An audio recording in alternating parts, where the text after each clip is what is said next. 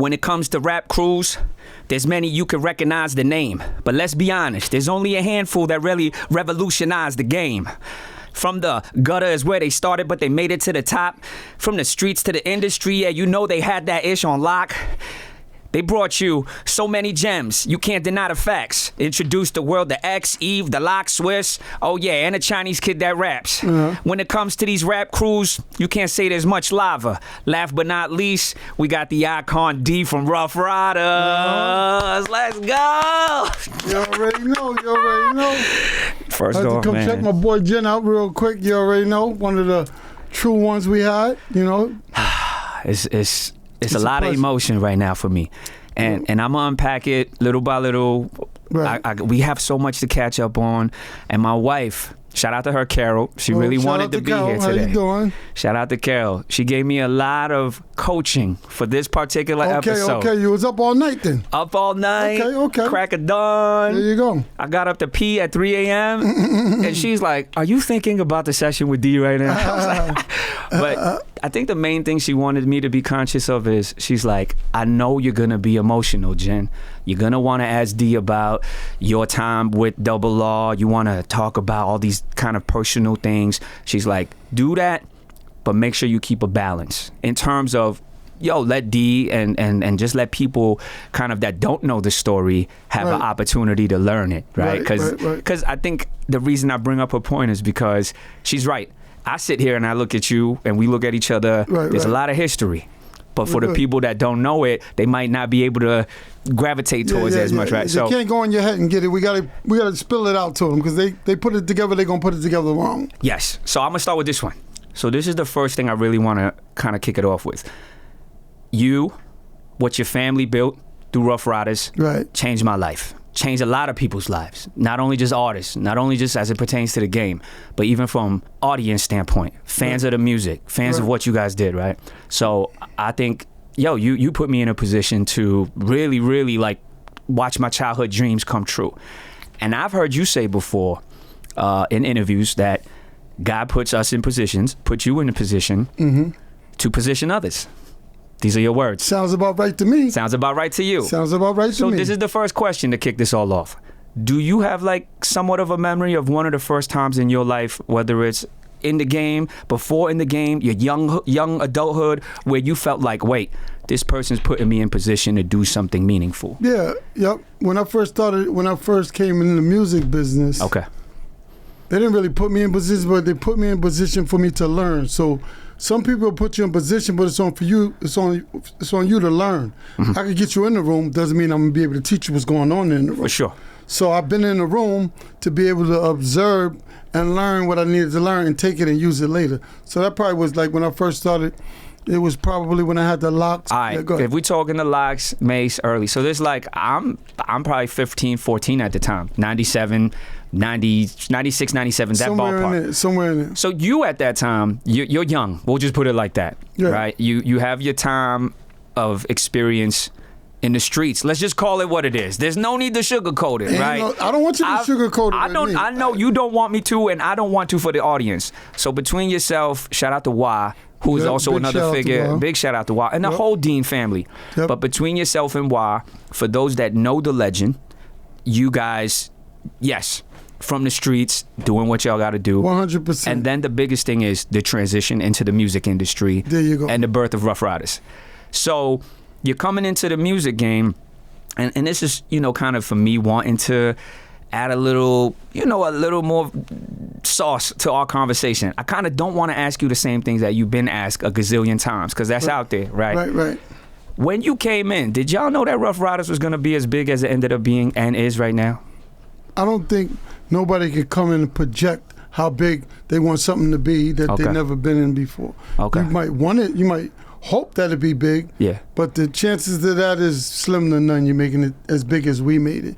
So it wasn't, we never imagined how big it was going to be. It just blew up how it blew up. Is it kind of like hitting the lotto in a way, or you wouldn't describe it like that? Well, for me, it's probably like hitting the lotto because it was a transition. See, when we came in, we was knee deep in the game. We was in the not knee deep, waist deep. Yeah, we probably beyond. It was up to your shoulders. To the throat. Yeah, we in the streets heavy, so we looking for a way out, and something that'll pull us out. Yeah. So we don't have to be out there in the streets. So absolutely. Music was one of the things that pulled us out, and that's what still got us here today. Yeah. Because if I didn't get out the streets, I probably wouldn't be here. Yeah. And we wouldn't be having this interview for sure, or I'll be just getting out. Yes, now I hear you. And the other thing I feel like for anybody that's followed the Ruff Ryder journey, and you specifically, you know, if they've seen you do an interview, heard you talk, a big thing you always emphasize, it's not just about you getting out or you and the Dean's family. You trying to bring everybody that's around you out with you. That's why, I mean, this is a very specific thing. Like, when I went to meet you downstairs, my man that hopped out the whip to say what's up to me, same guy that hopped out the whip when I first signed with Double R. Yep, and I'm sure that the history that you have with him and everybody else in your circle kind of has that same weight to it. These are not people that you're just meeting recently. No. Like, I mean, you meet people along the way, like young guys, fresh blood, Yep. But the circle, it has been the circle literally since day zero. Yep, same people. Like, I know more people, but I still have the genuine people that's still been around for 20 years, 15 years. They, you know, they're like family, so we keep them around. It's cool to sit here because I don't know how many people can really say that they had an opportunity to, let's call it, we'll be a little professional right now, to interview someone that was such a huge part of your life change. For me, right? If I summarize it, I'm a young Chinese kid trying to get a record deal. And I think I had that first thought when I was 15. So by like 9th, 10th grade, crystal clear. And 15, this is 97. There's really only a handful of labels that you really want to be able to say, that's who I'm down with. This is the era. I'm going to go with the first Ruff Ryders, right? It might be The Rock, might be Bad Boy. It might be if you, for some reason, find yourself out in the West Coast, you end up with Dre or some, something like that. But really, even with everyone I just said, I would still say Ruff Ryders would be the top of the top of the top. Because I think I could say this to the camera and represent all the kids of that era that went to the Cash Money Ruff Ryder tour, wherever city it was at, that went to the Hard Knock Life tour and saw X, and saw not just X, but X embodying the Ruff Ryder movement, and then everyone else following that, right? So I'm that kid. So I need people to know what it means to stand on a stage on BET and say, oh yeah, by the way, everything I did was just cool, right? But what's really about to go down, I don't know if y'all ready to pull a chain out on TV and tell the world, I'm a Ruff Ryder now. This is the thing that I think my wife was trying to coach me about. Don't make it about yourself. I'm not trying to make it about myself. I'm trying to make it about DYRR and the movement and the magnitude of that. So if you take away the Chinese kid part of it, I think what that thing really represents is anything can happen in this world. Anything. And there is no dream that is too far-fetched. Nothing. Now, I'll circle back a bit, talking about as a kid. Do you remember that we met even way before that? Let me think. Because I know in your travels you run into a lot of people, but do you remember it? I'm trying to remember. It's in Miami. Was it on the beach? It wasn't near the beach. Maybe if I paint the picture a little bit, some pieces might fall back into your mind, right? Yeah. Y'all was working on... it could have been... Y'all was at the Hit Factory. Hit Factory. Did you walk up to the gate? That was me, D. That was you? That was me. I kind of remember because we was in the Hit Factory. You know, had a gate there. It had a gate with a basketball hoop outside. Yeah, we were shooting ball. Probably some people lifting weights. Yeah, you know. X is somewhere deep yard. in... We made it look like a prison yard, yeah. I don't know if it looked like a prison. I've never been to prison. That's one thing, D has always just been like, we just want you to be Eugene, day 1 to day 30 to day 400. So let's say, I've never been to prison yard. I've seen it in movies. I've seen it on TV. Yeah. When I walked up to that studio, I was not thinking prison yard. Although you're right. The bench was out there. The basketball court was out there. All these people around me was at that time was probably in that mindset. Music, we wasn't just happy to do. It wasn't like we was deep in yet. You're right. This is, if I'm not mistaken, to put it in a timeline, It's Dark and Hell is Hot is out already. So you might be either working on Flesh in My Flesh, because the X is in the building. The only reason I was outside, along with the rest of the neighborhood, because where that studio is probably like in the hood. 8 minutes from my house. by whip. And shout out to my guy Cedric. He had the GS300, the Lexus. He would come scoop me, come scoop the rest of the squad, and we would be whipping all over the city. The day we found out that you and the whole crew was at Hit Factory, we was like, oh yeah. And the mission was to get me to go to the gate, start freestyling, and see if I could get in the studio to meet X. This is where you come in. You're outside in the yard, let's call it that. The yard. I'm rapping my ass off. And then suddenly, I hear a voice, hey, open the gate, let him in.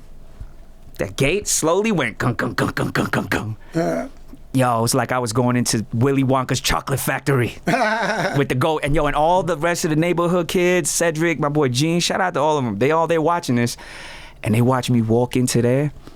And that is a moment that I will remember for the rest of my life. Because if you ask me, that was the moment that I got signed already. Although I'm so far from it. Right. And I met you that day. And you said to me like, yo, you know, keep at it. Because you let me rap for you. Because I was freestyling outside already. But when I got to you, it was like, okay, let me hear, you know. Yeah, go. Does any of this come into your mind at all? I kind of remember because we was over there for so long. Yes. This probably was at the very beginning. Yes. We've been over there. We did a couple of albums over there. So you probably came when we first started going there. Yes. The very beginning. Yes. You know, because nobody was really using that Hit Factory until we really used it. Yeah. Then everybody started coming. You're right about that, because if there was that much activity there, like before that, me and my little crew, we would have been there more often. But that we knew that the studio was there. Right. But that day, it was magical for all of us, because not only just me, I came back out. It was like I just won the Super Bowl and the World Championship. They were like, we made it. Yeah. I'm like, I know these guys, but who are you? We made it. I am curious to know. I mean, we're talking close to 30 years ago. Let's be honest. This is 98, 99, that era. Yeah. Because I remember I didn't even have my license yet. That's why I had to jump in Cedric's car to go down there. Right. Do you remember did the fact that I was Chinese stand out at all? I mean, you're in the hood, so everybody looks black when they're in the hood. You just blend in. You was easily blended in. Just for the record, my complexion was pretty much the same as that now. But that's our guy. That's it. Right. I want to focus on D, on the Ruff Ryder legacy, and then yourself. Something that's more maybe about D, about you, General. Yo, as a kid, were you kind of like a dreamer? Like even as a kid, were you like, yo, I want to do big things. I want to make an impact on the world. I want to impact my own circle, my community. Is that something that was on your head, like on your mindset? That was probably like some of it, you know, like always looking to try to be able to do better, not only for me. Yeah. I never think of me, I think of we.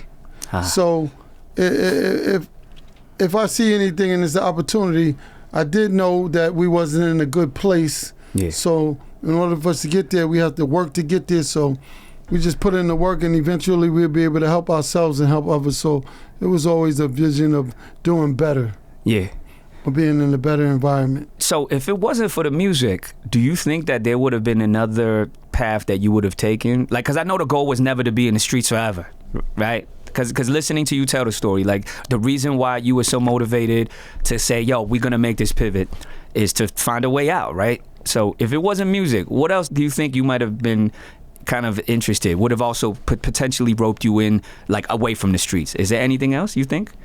I mean, once I got into music, I never really focused on movies and movies and stuff like that. Now look at it, movies, series, different things like that. Probably would have got my attention. I probably would have, because I know most of the stories you're talking about, we live it.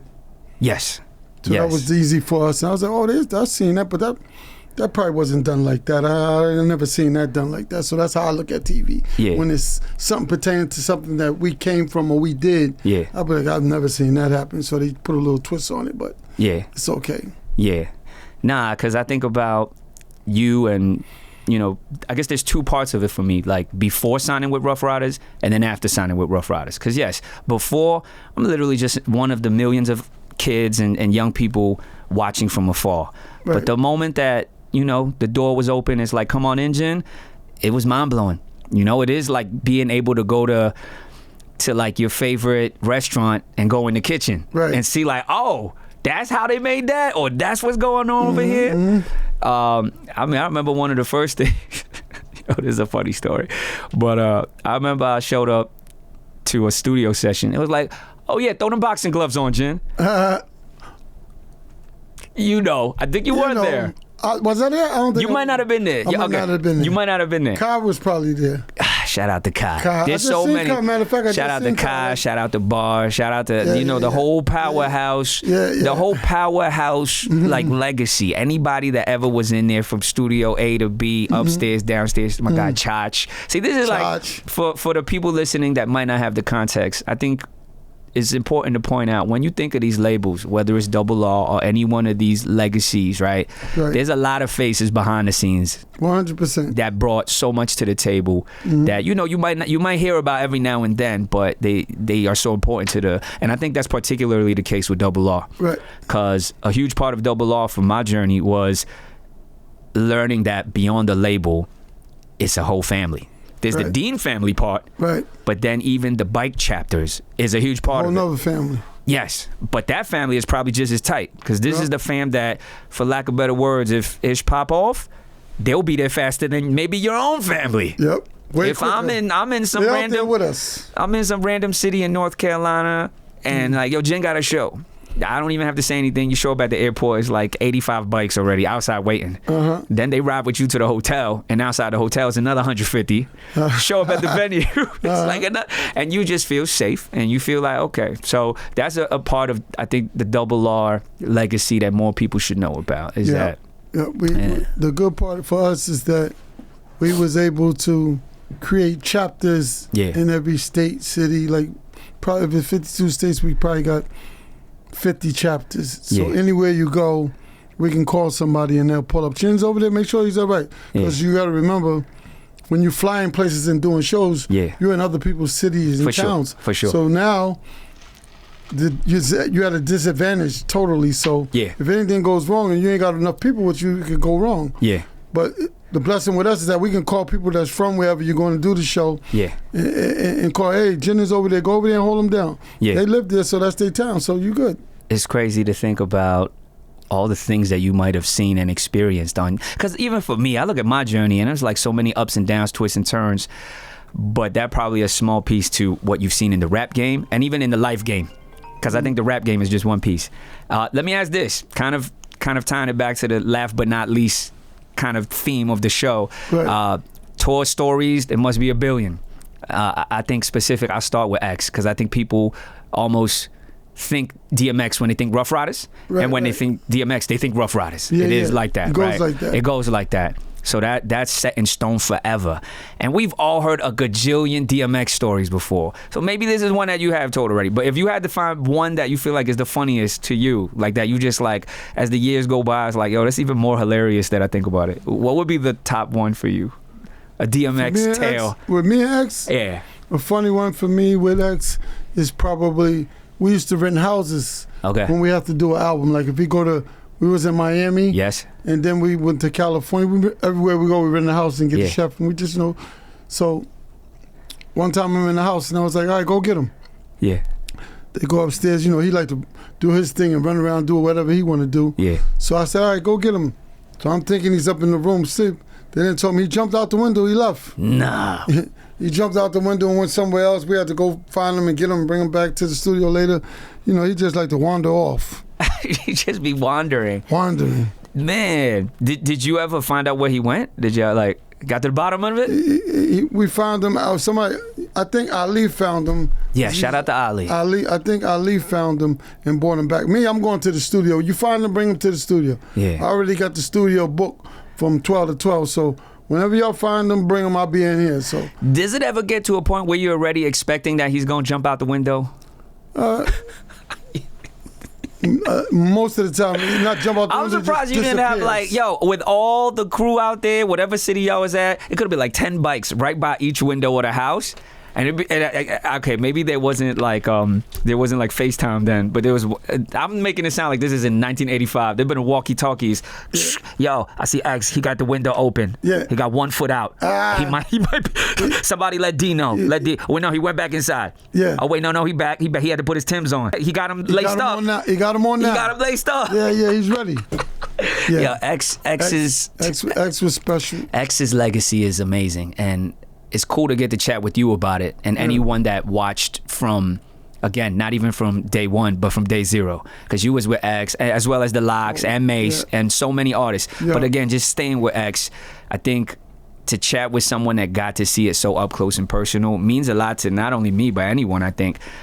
I think X is unique, really, not only just in the hip-hop space, but in the whole history of performers and entertainers, just because of how fully rounded he is in terms of what he represents as a person. You see the most beautiful soul. But I would love to add this and pick your brain about it. But you also see someone that's got a lot of demons as well. And he didn't hide them. Yeah, he calls them, X. I'd be like, I never go up to him and say, X, how you doing today? I gotta be like, who are you today? That's crazy. I gotta ask him that, right? But I get it, though. You got about 4 different personalities, 5 different personalities. Well, I'm feeling today, I'm Earl. He said, so is Earl the one you want to bump into? Earl is probably the one that's grounded. Okay. DMX is a loose cannon. Dark Man is somebody else. He got all different type of names. So we got to ask him who he is today. Before you go into your conversation, who are you today? Feeling like... I'm DMX today. Okay. So I know who That's I'm when you get on the walkie-talkie, secure the windows. Yeah. DMX is in the building. Earl might give you the heads up that I'm leaving the house. Yeah. Is that right? He might tell you to come with him. Oh, that's Earl. Yeah, Earl say, you can come with me. I'm getting in the car. You can ride me. DMX is not telling you nothing. He's just going to keep moving. And I'll see you when I see you. That's cool, man. Like it's fascinating, but also, like for any hardcore DMX fan, I think that's why so many of us gravitated towards him. Like as talented and as powerful as he is as a lyricist and his writing, but you just feel like, man, this is the ultimate underdog. One Love Boomer, right? Like literally, both figuratively and literally, the ultimate underdog. And why he has so much love for dogs, right? If you let him tell it, and a dog will never turn his back on you. That's it, dog. I trust dogs more than I trust people. Humans. Yeah, that's what he's gonna tell you. Yeah. Do you feel like even for all the years that you knew him, that for all that he was going through, he was always like a kid at heart? Is that part of it, you think? Yeah, you know what? X was a good person. He had a good heart. Yeah. You can have a good heart, but bad things on your shoulders. He calls it bad demons and whatever he's going through. But he always had a good heart. His heart is pure, so he always had a good heart. X was good. I mean, this is my 8th time bringing her up. I love bringing her up. Shout out to Carol, my wife again. Carol, let's get it. Yeah, it's cool because it's funny. Like, me and you have talked over the years, but I think to really sit down and powwow like this, it's been a long time. Right, it's been years. Right, so you're aware of... You was Jen, you probably was wearing like a size 5. I'm only a size 6 now. I'm not that much taller. In fact, one of my favorite things that I would used to hear when we would be out on the day-to-day, because at one point I was living with D. So this is also just context for everybody. I was just day to day. I was on D's hip. He was like, just come with me, Jen. We if we really want to get into this, come with me. Also, I'll keep an eye on you, keep you out of trouble. Come with me, right? And the favorite thing that I would hear day to day is when you'd be like, hey, Lil Jen. Oh, there go Lil Jen right there. I'll walk into Studio A or B, and I was like, all right, Lil Bow Wow's popping right now. Lil Kim is the icon. I'm cool with Lil Jen. But yeah, the reason I brought up Carol again a moment ago is because she's watched my journey. And I think for her to see me get to sit with you means a lot to her too. So for both of us, thank you. Right. She was the only person at home that day with me. This is maybe a day after X passed, and it hit me hard. I think it hit a lot of people hard. Yeah, 100%. It hit everyone hard. But I remember one thing that I immediately, naturally started doing was reflecting. And I found myself reflecting in 2 ways. Right. One, as a Ruff Ryder Jen, right? Ruff Ryder Jen. Right. That reflecting, the time that I did meet X, this vivid memory, uptown, hanging out with you, out in Harlem. I bought an iced tea, I put on the car, he walked by. This is a story lives for me forever. He like, yo, whose Arizona iced tea is this? I wanted to say me, but I was like, that's you, X. You can have it. I'm good. Stuff like that. rolling with you and everybody to DC for the Get It on the Floor video. Yep. Get it on the floor. Get it. That was in DC, right? Yeah, director said, all right, right here, we gonna have X coming out. You was in that video too? I was in that video for 1.8 seconds. Let's go. But you know how I stood out? There was only one Chinese dude in the video. That's it. You're special. But that day, this is probably a day after the announcing of his passing. Other than reflecting as a Ruff Ryder, I also reflected just as a DMX fan, as a Ruff Ryder fan. Right. Because that's something that I feel like I've navigated for 25 years now, is that, I said it earlier, it's really surreal to start as a fan and then find yourself in the mix. Yeah. And walking in Studio B and seeing Styles there, or being by the pool table and Kiss just strolls in. Right. But I remember that day after he passed, I was sitting down and I opened up YouTube, and the first video that popped up was his performance. I think it's the Woodstock performance. The iconic Woodstock joint. The Woodstock. It felt like the whole world is in the audience. Yeah, it looked like it was 2 million people out there. Woodstock. It was magnificent to watch, and I just started just bawling, just in tears. And again, this is why I thought of Carol just right now. She was the only person with me that day at home. And she walks into I'm watching it in the office, I think, and she walks in, she sees me watching it. She's hit by the news. We're all hit by the news. Right. And she doesn't really say much to me, but she can feel how sad I was. Right. And then she just, this is small things, kind of like looking at me and saying, hey, are you okay? Right. And just kind of consoling me. And I imagine how many other countless people might have felt that way at that time. Right. And you think about these people that seem invincible, which is weird to think, because nobody is, right? Nah. I don't know even how to ask this question. Like, how did you process it at the time? I know everyone's still processing it, but me and X, how I processed it, of course you're gonna miss him, you know what I'm saying? Because I know him forever, so I'm gonna miss him, and it was hard for me because I know I'm not gonna see him again or talk to him again, you know. So it was kind of hard for us to know that you're never going to hear or see him again. So, we took it and we dealt with it the same way we dealt with like my father passed. Once you deal with condolences. reality. Yes, I mean I know about that, and I remember watching you guys all kind of share and grieve. We can watch it from a distance through what you guys share online and stuff, but.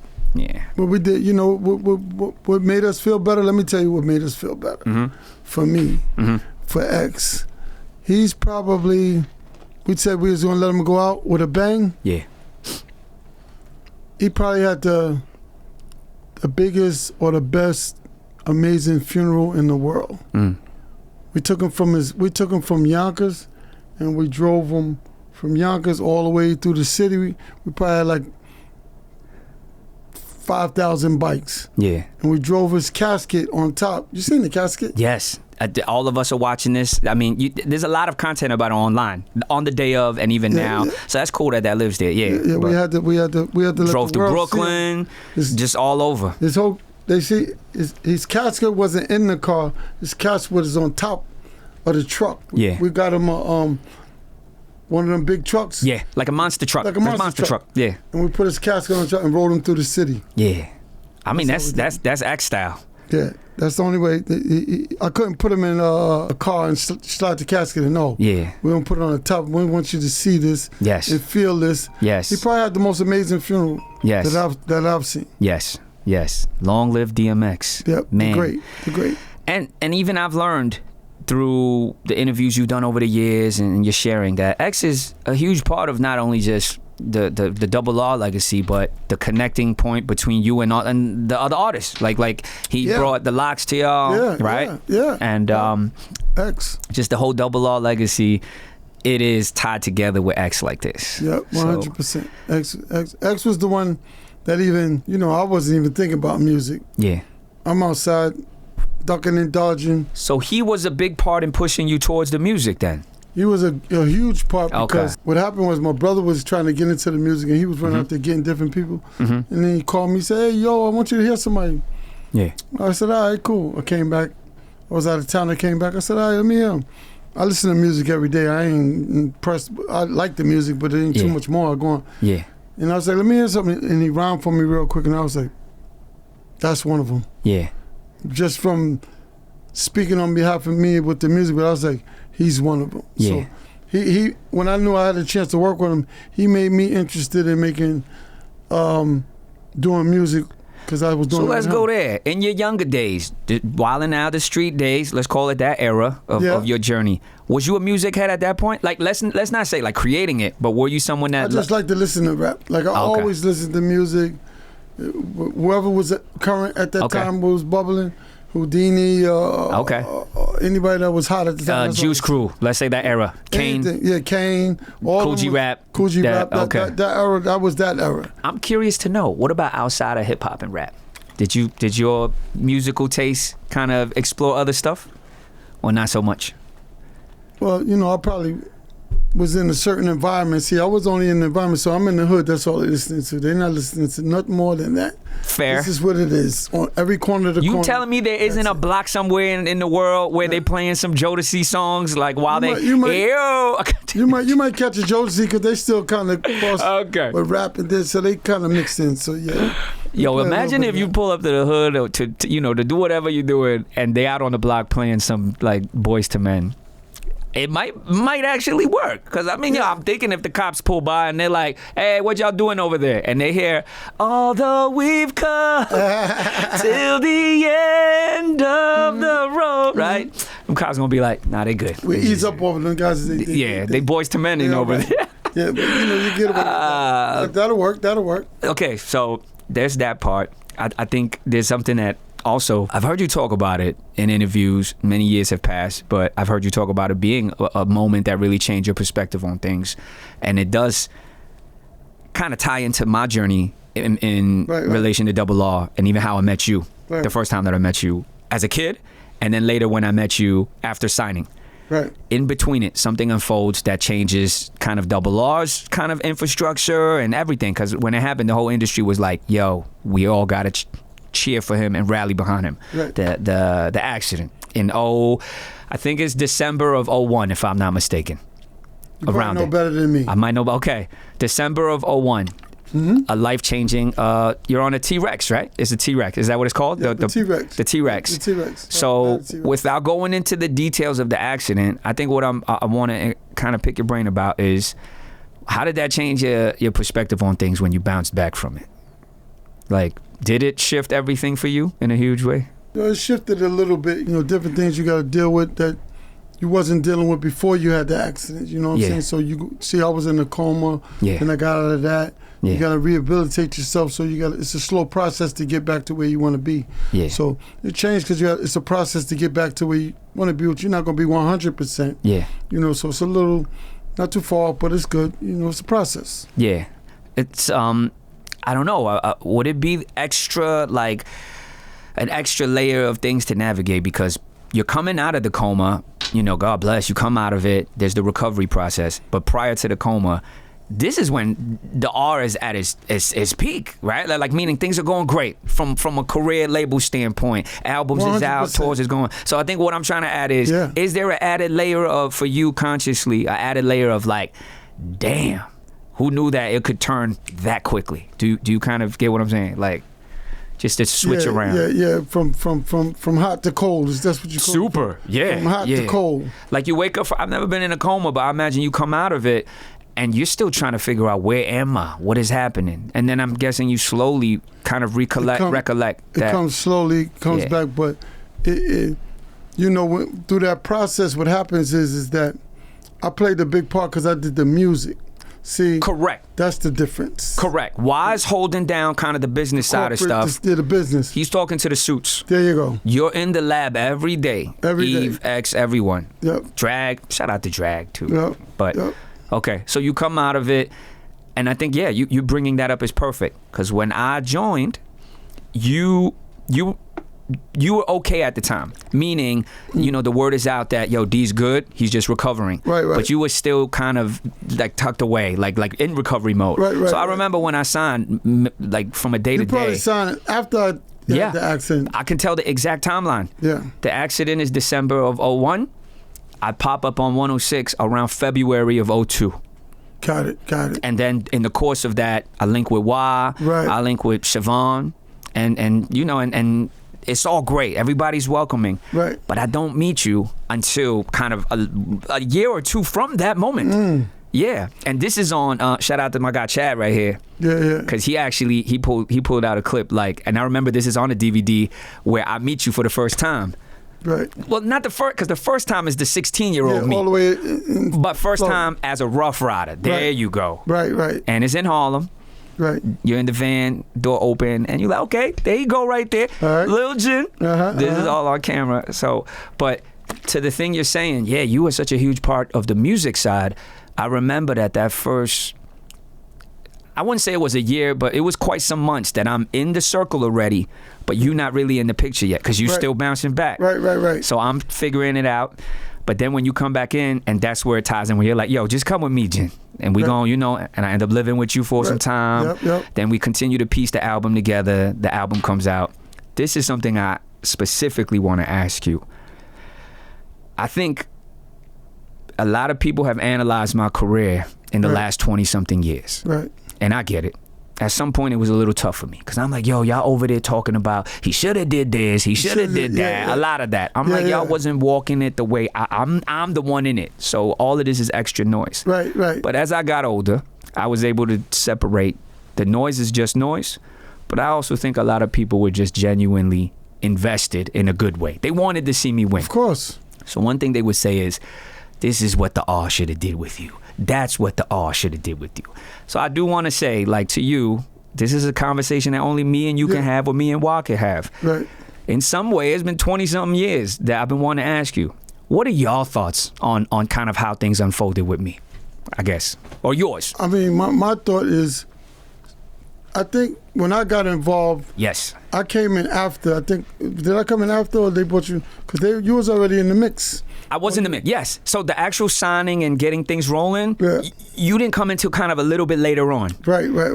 Correct. Right. So I probably wasn't at that point. Wasn't where I would have normally been. Like, cause me, I'm a studio fanatic. Yes. So I didn't probably participate like I would normally because I was still recovering and doing. Because me, I go through it with the artists all day, every day. Yes. Until we get to the bottom of it, and we're not coming out of here without no hits. So that's my thing. And every artist I had, everybody made it to a point where I didn't probably give that to you because I was still in that mode of trying to recover. Yeah. That's it. Yeah. That's the only thing I could probably think of, because if I was there full time, focus, we would have been in another place. For me, at least. My job is to make sure you make it. I hear you loud and clear. I mean, like, even with me asking the question, 1,000%, it's not from a place of, yo, man, I need to get to the bottom of this. Like, it's more from a place of, it is beautiful. Here we are talking about last but not least, to be able to kind of reflect and kind of laugh at some of it, right? The stuff that's like, yo, it wasn't that bad. Like, I think that's the thing. When people look at, like, when I think about my legacy, because I hear people talk about the Double R legacy, and for me, y'all don't have to do a single thing from this day on, and the legacy is still undeniable. But that's not even the case. Y'all still active. Y'all still pouring into the community. I think that's the thing. The Double R legacy is unique because it transcends just the music side. It transcends just hits and things of that nature, which y'all clearly got too. Y'all brought also some of the most iconic artists that shifted the music landscape. And y'all made a Chinese kid's rap dream come true. And no matter what anybody says to me, I think that the intentions were always to do good by me. And I'm saying that here now. I be having to reply to comments sometimes, and you can't get to all of them. And I think the thing is, when people leave the comments, I don't even think they mean it with ill energy. Like, they should have did this. And I'll be like, no. They did what was right. They did right by me. They believed in me in a way that I think exceeded what they could have and should have. You know what I mean? Like, so I think one thing is, as I look back on it now, it was uncharted territory though. Right. For everyone, for the label. And there's all these other things that sometimes I think about aren't even worth analyzing. But I also want to acknowledge my own truth. I think, like, the timing. Some people have said it too. You're a little ahead of your time, Jin. Yeah, you could be ahead. They wasn't trying to learn Chinese in 2002. Yeah. Everybody speak Chinese now all of a sudden. Yeah. You see online, people like, yeah, I'm in a Chinese time of my life. I've been trying to tell you. I've been telling you that. I mean, the Chinese spots, they've been doing well in the hood. I always think about this one line Kiss got. I'm trying to rock minks in the hood. I'm trying to get money like in the hood. Yo, me and my boy Young Mac, shout out to him. We was just laughing about this the other day. We were talking about, yo, when Kiss said that line, how'd you feel? And he was like, man, I was a little like, what? Like, what in the hood? But then the other part of me was like, yeah, we getting money in the hood. That's the spot. But nah, I just want to say thank you again. Thank you. Yep. Thank Wah. Thank the whole Dean family. You know, obviously for what y'all built in terms of the Double R legacy, but the way it changed my life. Right. But you're right. I look at the way you describe how invested you were in the music side, and by the time you were bouncing back, my album and that situation is kind of at the tail end already. Yeah, it was already. Yeah, we just yes, and we just trying to get it out. Yeah. Because I mean, for the people that look at the whole picture, I signed in 02, early 02. Right. That album came out in like 04, like towards the end of 04. So people do talk about why did they wait so long? And I think some of the reason is just the label related stuff that has nothing to do, just to charge it to the game, which I have. Right. Yeah. All right. Let me get back into kind of you and the Double R legacy and the story and yourself. So we talked about X, but beyond X, as we know, there's Eve, there's the Locks. Drag. Swizz. How old was Drag when you met him? Do you remember? You know where I met Drag? I met Drag because I used to be in Harlem. Yeah. In front of the Mart, right across the street from the Apollo Theater, so that's where everybody used to stand in. Yeah. So Drag used to be like, that's a strip where they sell all the clothes and stuff. He was over there with his cousin. Okay. And he was over there selling some clothes and stuff over there. Mm-hmm. So I would go over there, buy a couple of things from him, give him some money, hang out with him. And then he told me he rap. I heard him rap, and I was like, all right. I heard him a couple of times, and then I went to go get him one time from the east side. He lived on the east side, and I brought him to the studio with me, and I just kept him going. So he wound up doing good. Yeah, Drag, I think we talk about bars. Everybody's talking about bars this, bars that. Let's put some respect on Drag's name. Not only was he coming straight out the gate with bars, but he probably was the first one to really put emphasis on the word bars.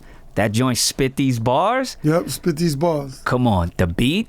And speaking of the beat, let's talk about kind of a cornerstone of the Ruff Ryders sound. I mean, you guys have mad producers that are crucial to the building of it. Dame to PK and more, right? Yep. But obviously, as we all know, like Swizz is a huge component of the early sound along with everyone else. And I think obviously for the people that know, why it runs deeper with Swizz is because he's not just a producer in the label. That's family. Yeah, that's like nephew. He's your nephew, right? Of course. So how do you feel when you look at what Swizz has built, like in terms of where he's at now with his career and life in general? Like, how does it make you feel? I mean, it makes me feel good because that was never knowing where you're going to be, but the intention was to put him in position so he can keep on moving forward and grow and grow and grow. So it was our job to position him. You got to know how to make the right decisions. Yeah. Then for him for later. Yeah. You know, so it's our call. It's either yay or nay at that point. But you know, me, I'm like, yo, let him learn. So I would put him in there. Yeah. So he'd be him, PK, Swizz, Shock, all of them being there. So shout out to DJ Shock as well. Remember Shock? For sure. Yep, so that helped them out to be, it was like a competition so that you compete with each other. Yeah.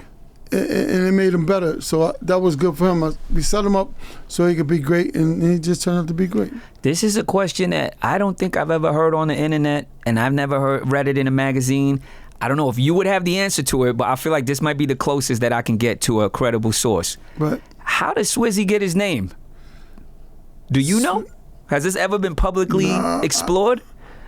Where did he get his name? Nah, I just call him Swizz. I've called him about 3 different names. Someone had to be the first person to either say, "You're Swizz Beatz," or if not him himself, "Yeah, I go by Swizz." I'm just curious. It's a fire name, I guess, right? Because he spells it SWIZZ. Yep, that's it. As opposed to the cheese. Yeah, the Swizz. cheese. It's technically Swizz. Swizz beats. But yeah, nah, it's these are just like kind of rap hip hop trivia. Someone that's watching this podcast, whenever it drops, if you could go in the comment section, get to the bottom of it. We gonna get, like D say, we gonna get to the bottom of it. Yeah, we gonna get to the bottom of it. One thing the internet is gonna do, they gonna get to the bottom of it. So okay, so there's that. Let's talk about kind of what you up to these days. I know you be outside literally with Block Talk. Just came from off the block.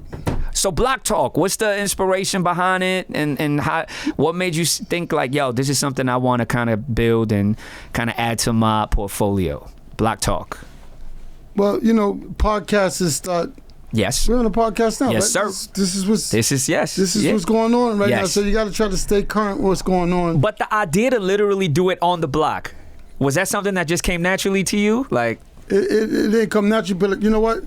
Everybody doing podcasts, so I said, you know what? I'm gonna just do my podcast so the people can see it. I'm gonna do it outside. For sure. So I just said I'm gonna do it outside on my block because that's where I be at all the time. So it wasn't no problem. So I just did it right there on the block, which makes it easier for the kids and everybody to see because I'm right there. So I bring talent, I bring artists, whoever come through. Yeah. They get to see them for free. Don't cost them no money. Yeah. It's more for the community to be able to look and take pictures and hang with the people. So I did it for that kind of reason. I think you just mentioned kind of the artists that you bring through, and it makes me think about, I know in the last year or two, you connected with Scarlett. And she's Scar, and she's someone that you really, really are just pouring into, as well as making sure, the world sees her talent. Yep. So how did you link with her? Is there someone kind of put you onto her? You just came across her music? Like, no, what happened was Swizz probably heard her first. Okay. And he got a situation because I just manage her. Okay. She's signed to Epic. Okay. So she got to deal with Epic. So, you know, I just oversee her and make sure she's good. So she kind of run around periodically doing what she do, but I oversee to make sure she's good. But we just finished the album.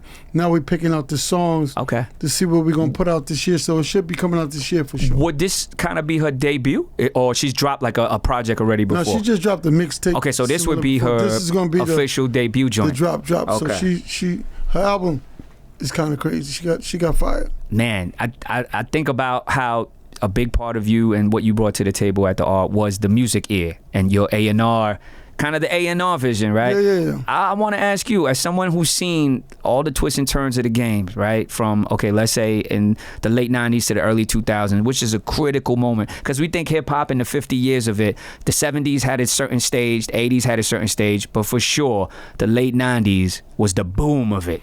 Right, to where it's grown to now. A lot of people didn't think it would sustain this long. Right. But for what you've seen, what would you say is the biggest change from an A&R perspective in terms of like finding talent, helping talent build? Is there even a change? And if that changes, what do you think it is to you? Yeah, I think from I say eras because it's for generations. Sure. Yes.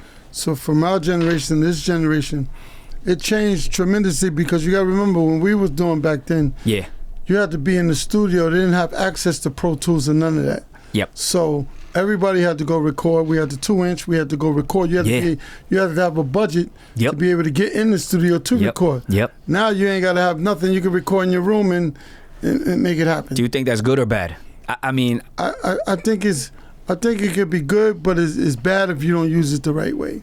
Okay. Like it's good because you can make the music, but it doesn't really make you a true talent. It's a process you got to go through to become true talent. And if you want to be a one-hit wonder and you can do it and just make a song, then that's cool. But it's a process you got to go through to be able to be around for however long you want to be around. You know, if you think you want to be around for one song, then... You know, you make me think about a topic that is also unique to talk with you about, the idea of what it means to have a hit and not have a hit. Because that's something I've encountered for 20-something years now, too, that topic, which is like, he be spitting, and we know he do this, do that, but he ain't never had a hit, right? And for a long time, I had to kind of think about what that meant to me, too. But now that I'm older, I also look at the flip side of the coin. There's your answer.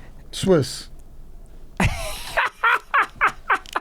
Last but not least, I'm wondering what is General doing over there, right? Like, I mean, whatever. He could be doing whatever he is on his phone, but here I am finding out now that for the last 3 minutes, he's been getting to the bottom of why is Swizz Beatz called Swizz Beatz. Here we go. K-Swizz sneakers. Internet, we got to the bottom of it. There you go. There's the answer. It makes sense as easy as it is. But I want to circle back to that having a hit and not having a hit topic. I think as I get older, you just kind of got to accept the realities. Some people were meant to have hits. Yes, you know, like talk about talent and things like that. But some people, that's not in the cards for them. And I think I sit here now and I'm just like, all right, I don't want to chase it. If a hit comes, it comes. Right. But once upon a time, there was that chasing it energy. You have to. What's your thoughts on that? Do you think like we live in an era now where the hit record that we once used to look at as the end all be all of it, do you think that's still as crucial now? Or do you think the game has changed so much that no, you can kind of not have the hit but still be good depending on what your term of success is? Like, what's your thoughts on that topic? Right now is they call them one hit wonders. Yeah. So you might get one hit, but you might not get another one. Yeah. So it's important to get a hit because the hit, right now, you don't even need an album. You can live off a hit, one single, and eat for for about a good 2 years. So you're okay with just one song. Okay. Yeah. But that's not gonna make you last forever. But you know what it is? Like, it's not me trying to like rebuttal you, but I also see sometimes where it's like that person can have the one hit, but then the sentiment becomes, yeah, but how come he ain't got another one, right? Yeah. And even if you have a classic album that can go 3-4 times plat, right? Which is different now already when you think about it, because back then that would be a lot of the emphasis, the numbers of how much they did. Now it might be more emphasis on the streams of it, you know, how many likes, reshares, things like that. Yeah. But to me, it almost seems like, man, it's never end when you come to the chasing of the hits, right? Like I seen someone. Yo, Ja, I know you have history with Ja, with the ink, right? Yeah. Obviously, you can't think about the Ruff Ryder era, the legacy, without thinking of these certain, all the other players Murder that are out there. Yeah, Murder Inc., The Rock, whatnot. Yep. But yo, I be seeing people kind of look at Ja's legacy sideways. I'm like, what are you talking about? Like, then what is the meter? Where is the goalpost? If they have 5 hit singles, you'd be like, yeah, but where that 6th one, right? Like they can sell 7 million albums, and you'd be like, but he can't do 8, right? Like, so I don't know. This is something people have their own personal take on, but I think for me, I'm just grateful that I got to be part of the story of it all. If you look at hip hop as a story or a book or a movie, even if the gin scene is just 0.5 seconds. That still means the world to me, you know. I'm gonna land like this. I got 2 words here. This is something that I do to end every episode. You know, I know you a lyricist too, D. Although you might not have dropped an album, but I know you got a way with words. So these are 2 words that we probably don't ever hear on a daily. They're English words. I'm gonna let you pick one. It's got the word and then the definition on the bottom.